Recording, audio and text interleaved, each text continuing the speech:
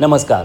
ठाणे येथील 3 नाका जंक्शनवर DCP पंकज शिरसाट यांची कार्यतत्परता, वाहतूक कोंडी रोखण्यात यश.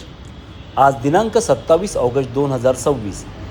ठाणे शहरातील सर्वाधिक वर्दळीचा 3 हातनाका जंक्शन या परिसरात आज वाहतूक सुरळीत ठेवण्यासाठी वाहतूक विभागाचे पोलीस उपायुक्त पंकज शिरसाट हे स्वतः रस्त्यावरती उतरून वाहतूक नियंत्रण करताना दिसून आले. आज याच परिसरातून राष्ट्रवादी काँग्रेस शरदचंद्र पवार पक्षाच्या वतीने क्लस्टर योजनेच्या विरोधात मोठा मोर्चा निघणार होता. त्यामुळे या मोर्चामुळे 3 हातनाका परिसरात मोठ्या प्रमाणात वाहतूक कोंडी होण्याची शक्यता व्यक्त केली जात होती. मात्र परिस्थितीचे गांभीर्य लक्षात घेऊन DCP पंकज शिरसाट यांनी स्वतः रस्त्यावरती उपस्थित राहून वाहतूक व्यवस्थेवरती लक्ष ठेवले.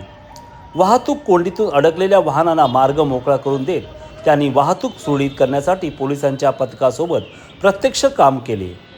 वाहतूक विभागाचे वरिष्ठ अधिकारी स्वतः रस्त्यावरती उतरून वाहनांची कोंडी सोडवताना दिसल्याने नागरिकांमध्येही त्यांच्या कार्यतत्परतेचे कौतुक होत होते. मोठा राजकीय मोर्चा असूनही अपेक्षाप्रमाणे दीर्घकाळ वाहतूक कोंडी निर्माण झाली नाही.